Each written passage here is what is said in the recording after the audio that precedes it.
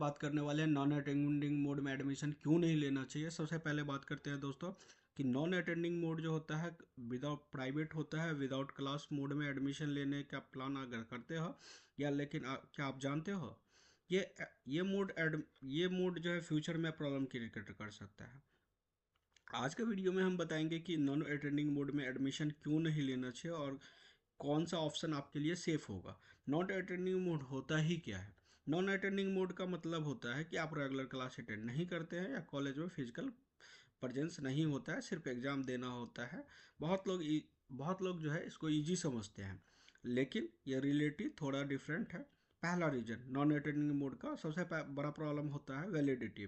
कई university college जो होता है वो यूजीसी से अप्रूवल मिला होता है, एआईसीटी से भी यूजीसी से अप्रूवल मिला होता है। एआईसीटी का तो मतलब नहीं बनता, बट बीसीआई अगर कोई एलएलबी में एडमिशन लेता है तो बीसीआई का जो है रजिस्ट्रेशन देखना इंपॉर्टेंट होता है। BCI pharmacy council of India, इसके अप्रूवल कई सारे यूनिवर्सिटीज़ के पास नहीं होते, फिर भी एडमिशन ले लेते हैं।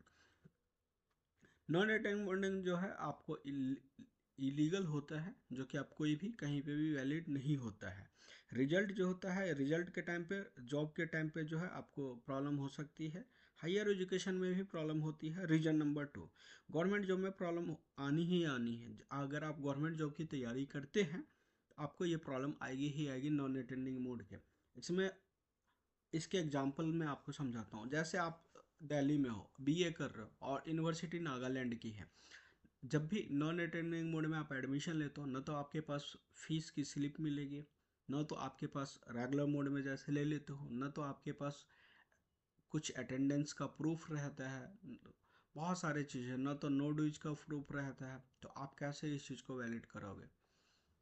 कल हो के कोई भी प्रॉब्लम होगा तो इतनी दूर आप जा भी नहीं सकते हो। और जो भी नॉन अटेंडिंग मोड में एडमिशन लेती है यूनिवर्सिटी, मार्केट में वैसे ही बहुत सारे स्टूडेंट को पता रहता है, बाद में जाके प्रॉब्लम क्रिएट होनी ही होनी है। आज के टाइम पे देख सकते हो बहुत सारे ऐसे यूनिवर्सिटीज़ हैं जिनके यूजीसी से अप्रूवल तक कैंसिल हो चुके हैं, कैंसिल होने के कगार पे है। तो ऐसा पहला नहीं है, बहुत सारे इसमें क्या होता है, स्टूडेंट का फ्यूचर करियर बर्बाद हो जाता है। और जो कंसल्टेंट आपको सजेशन देते हैं वो ना तो कंसल्टेंट कल होके मिलेगा, ना तो वो नंबर आपका नंबर से पे बात हो पाएगी, ना तो वो जो ऑफिस आप देख रहे हो ना तो वो ऑफिस मिलेगा। तो आप उस कंसल्टेंट को कहाँ ढूंढोगे? तो कैरियर आपका ही चौपट होगा। इसके अलावा जो है नॉन अटेंडिंग डिग्री जो है बहुत जगह पे एक्सेप्टेबल नहीं होगी। इसका रीज़न ही है डॉक्यूमेंट वेरिफिकेशन के टाइम पे प्रॉब्लम होती ही होती है। Reason number 3, skill. आपके पास अगर कोई भी टेक्निकल डिग्री कर रहा हो तो बीटेक जैसे बहुत सारे लोगों का कॉल आता है मेरे पास कि हमें बीटेक करना है नॉन अटेंडिंग में। जब आपके पास प्रैक्टिकल स्किल्स ही नहीं होगी तो आप कैसे पता करोगे? ट्रेनिंग या लैब्स मिस हो जाती है, कम्युनिकेशन प्रोफेशनल आपकी चीज़ें आपको नहीं पता होगी। तो ये सब जॉब इंटरव्यू जॉब देने जाओगे तो इंटरव्यू के टाइम पे प्रॉब्लम होती है। रीजन नंबर 4, अब रीजन क्या, फेक एजेंट जो होता है प्रॉमिस आपको करेगा कि 100% वैलिड डिग्री है, अटेंडेंस रिक्वायर्ड नहीं है, गवर्नमेंट जॉब एलिजिबल है, लेकिन बाद में वही जो सारी कहानी मैंने बताई वो सारी प्रॉब्लम आपके साथ हो ही सकती है। रीजन नंबर 5 जो है, आज जो आपको इजी लग रहा है फ्यूचर में आपको जॉब लॉस हो सकता है, आपकी प्रमोशन में प्रॉब्लम हो सकती है, डिग्री वेरिफिकेशन फेलियर हो बन सकता है। तो किसी कंसल्टेंट या ऐसे किसी के कहने या बहकावे में आके एडमिशन नहीं लेना चाहिए। बहुत सारे ऐसी यूनिवर्सिटी होती है जो बनी ही इसीलिए होती है। मार्केट में बहुत सारे ऐसी यूनिवर्सिटी अभी काम भी कर रही है जो नॉन अटेंडिंग मोड में एडमिशन ले रही है। अब जैसे बहुत सारे बीटेक का जो एक्चुअल फीस है देखोगे 60,000 रुपये है। बहुत सारे स्टूडेंट को 20,000 रुपये में नॉन अटेंडिंग मोड में एडमिशन चाहिए। तो वो एडमिशन कैसा होगा आपको ही पता चलेगा, उसके रजिस्टर्ड ही अलग होते हैं। मैं बार बार कहता हूँ, उनके जो आप लोग नॉन अटेंडिंग मोड में कम पैसे में लेते हो उसके सारे डाटा अलग रहते हैं, जो कि कुछ टाइम के बाद डिलीट कर दिया जाता है। आपका कुछ भी 5 साल या 10 साल के बाद नहीं रहता है।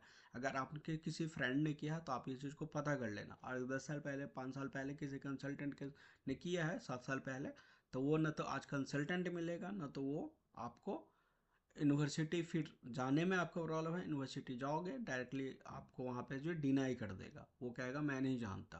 तो आप कुछ नहीं कर पाओगे, ऊपर से आपको पुलिस बुला लेगी, धमकी दी जाएगी। तो आप जो है बुरी तरीके से फंसोगे, तो फंसना आपको ही है। कोई कंसल्टेंट नहीं इसमें फंसेगा।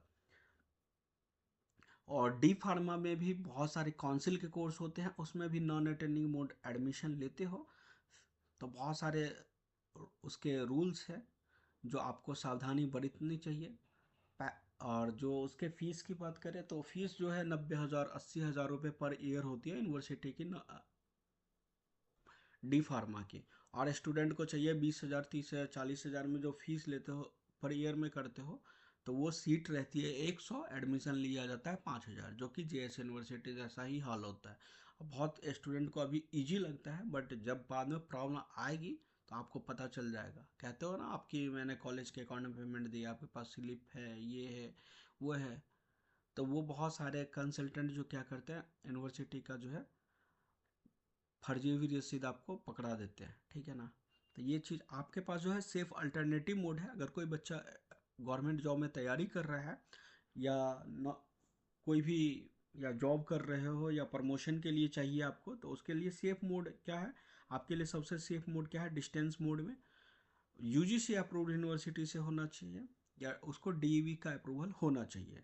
ऑनलाइन मोड में भी कर सकते हो। डिस्टेंस मोड में क्या होता है कि आपको सेल्फ स्टडी करनी पड़ती है, आपको बुक्स मिल जाते हैं, तो डिस्टेंस मोड में आप एग्ज़ाम जो होते हैं उसके भी ऑनलाइन होते हैं। ऑनलाइन मोड में क्या होता है कि आप फ्लेक्सिबिलिटी, क्लास का टाइमिंग होता है और ऑनलाइन एग्ज़ाम दे सकते हैं।